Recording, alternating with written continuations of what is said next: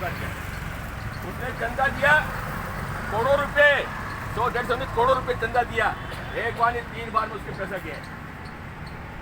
उस आदमी को वो तो बाहर है, चंदा देता हो तो बाहर है, अच्छे चंदा नहीं लिया उनको बची देते, उनके पास 1 रुपया नहीं मिला, बैंकों के अंदर कोई एक ट्रांजेक्शन नहीं मिली, वो केस में दिया नहीं दिया, उसने ये भी नहीं कहा केस में दिया, ये भी नहीं हुआ, नगद में दिया, पैसे भी नहीं बता रहा, पैसा कहाँ गया, पैसा कहाँ किसने दिया कोई पता नहीं, और जिसको वो पैसा उसको पकड़ते नहीं है।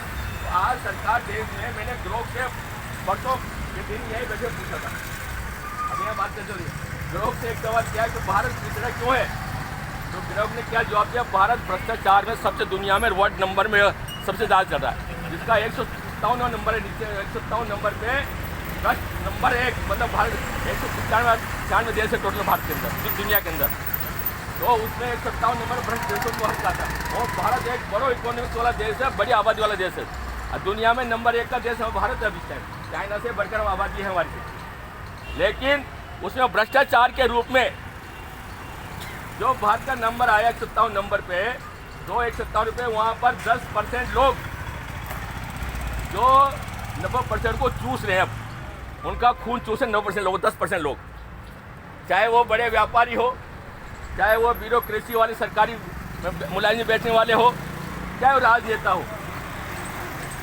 आज की जमीनें, किसानों की जमीनें औने पौने दावों में खरीदी जाती है, उनको पर उद्योग डाले जाते हैं, उनको रोजगार नहीं दिया जाता, किसानों को रोजगार तो है ही नहीं, तो उनको जमीन लेने के लिए सौदा बना लिया, उनका कानून पास किया बैकग्राउंड में, जब 3 काले कानून बनाए थे ना, जब इससे कहा था कोई किसानों की जमीन नहीं छीनी जाएगी, कहा था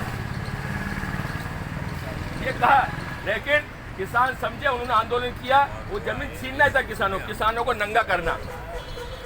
भारत के अंदर किसान की वजह से देश बच रहा, आज भी कोई सोचे देश उद्योगपतियों से नहीं बच रहा, ये देश बच रहा है किसी न किसी के रूप में, उसके किसान की खेती का भाव, घर में उसके खाना अन्न आता है, उसके घर में वो खा रहा है, मैं तो आगे मेरे घर में खाता हूँ, तो मुझे पता है कि मेरे माँ बाप ने जमीन बना के जिसके पेट के हम खा रहे हैं, मेरे दादा दादी माँ बाप जमीन दे के उसे खा रहे हैं, इससे हम खा के पेट भरने आज, लेकिन धंधा नहीं है।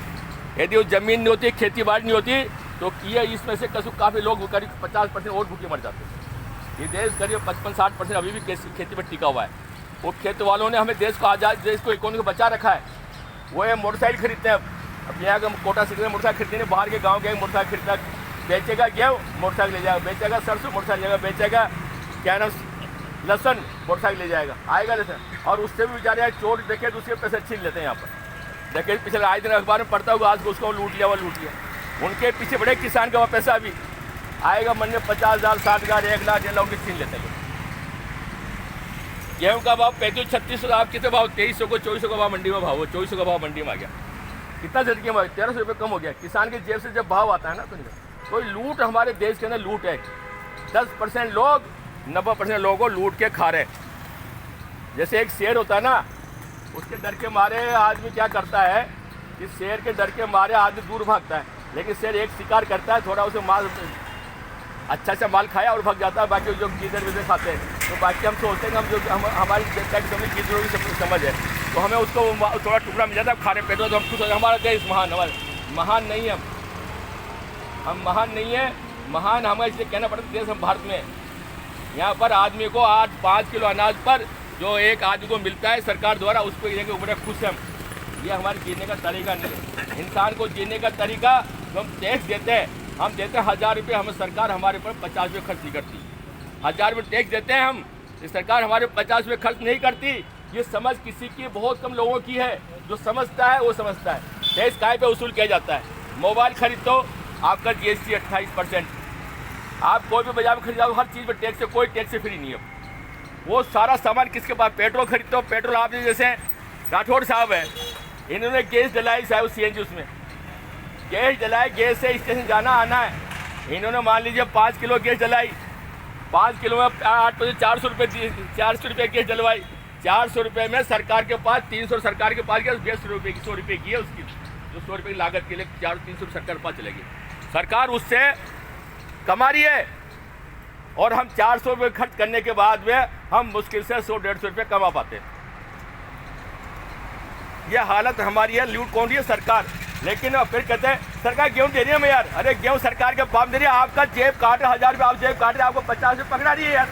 ये समझ हमारी नहीं बनी, ये समझ बनती भी नहीं है। और राहुल गांधी समझाता नहीं, उसके बाद समझती नहीं, लोगों को समझ नहीं आती। राहुल गांधी आ रहे तो पप्पू क्या समझाएगा, लोग पप्पू बना जाओ उसको मीडिया ने। या आज सोशल मीडिया ना ये यही प्रचारक आज है। हमें भी सोशल मीडिया से प्रचार करना है, हमें उस प्रचार का माध्यम सोशल मीडिया से प्रचार करना है। आज दुनिया बदल चुकी है, नया AI चुका है। हमने ग्रोक से पूछा कि जेके सिंथेटिक की फैक्ट्री क्या स्थिति है कोटा की। करा जैसे भी 1997 में बंद हुई थी, उसके बाद अराफात आए चलाने के लिए, उसने नहीं चलाई। आज मजदूर धरने पे ये करा ग्रोक कह रहा है सेटेलाइट में। आज ग्रोक में आपकी भाषा लेंगे, आपको धरने की चर्चा ग्रोक में, ग्रोक मतलब ऑल वर्ल्ड में आपकी चर्चा है। ग्रोक इस बात को खबर दे रहा है। आप कभी सर्च कीजिए ग्रोक का, जेके सिंथेटिक क्या स्थिति, आप बताओ जेके सिंथेटिक क्या चल रहा है, क्या आंदोलन चल रहा है, वो भी बताएगा।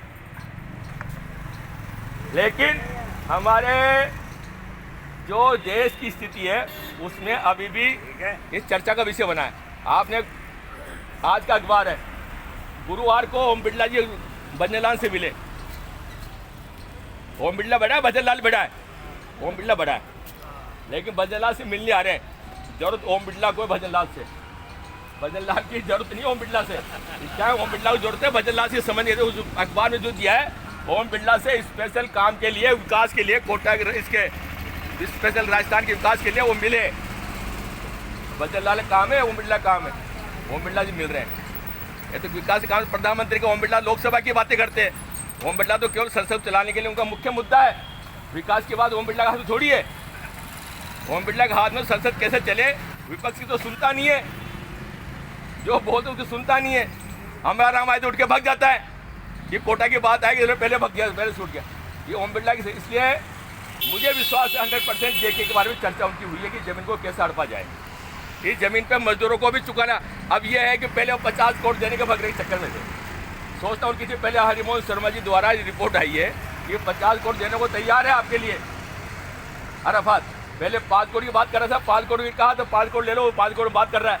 हमारे साथी गए सबके सामने कहा, खुल के बोला उन्हें। जब मैंने कहा साहब आप क्यों नहीं आ रहे हो, कहते हैं 5 से 50 आ गए तो मैं क्या करूँ, थोड़ा बढ़ जाता अच्छी बात है, 250 करोड़ है तो आपकी बात मैं रखूँ यहाँ पे, इसलिए मैं नहीं आ रहा था, कुछ और बढ़ेगा पैसा।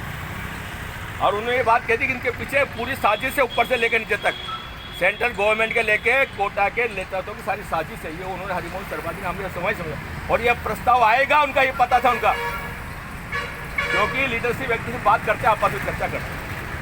राज्यवर्धन राठौड़ क्या करता है विधानसभा की, क्या बात जवाब देता है, कहता है कि जानता हूँ जनहित क्या है, जनहित में हम फैसला करेंगे।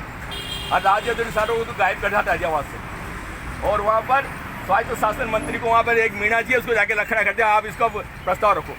वो तो जवाब अलग दे चुके थे, अब उस पर कैसे आए, बैग कैसे जाए। राजन सिंह राठौड़ राजपूत घराना है, वो कैसे बैग जाएंगे, साला बेइज्जती होगी मेरी तो यहाँ पर। मेरा प्रस्ताव बेच कर रखूँगा तो मेरा जनहित कहाँ गया, मेरा जनहित ये थोड़ी है कि मैं इसको बेच के खा जाऊँ कैसे, जनहित तो उसका वो था कि, लेकिन उसको हटाया और दूसरे को प्रस्ताव रखवा दिया। यह हरिमोहन शर्मा जी ने विधानसभा में कहा है, ये वर्ड उन्होंने यूज किया है कि राजेंद्र सिंह राठौड़ जो चालाक थे वो हट गए यहाँ से, और ये बेचारे गरीब को फंसा दिया, एक सीधे एमपी के मंत्री को फंसा दिया। ये कहा उन्होंने, इनके पीछे मनसा हजारों करोड़ जमीन के बेचकर खाने की ये साहब। और अब ये चर्चा कैसे खाई जाए, कैसे समझौता किया जाए। मैं आज फिर कह रहा था, मजदूरों के समझौते के बिगैर ये कोई भी लेन देन नहीं कर सकते, ये बहुत ताकत है।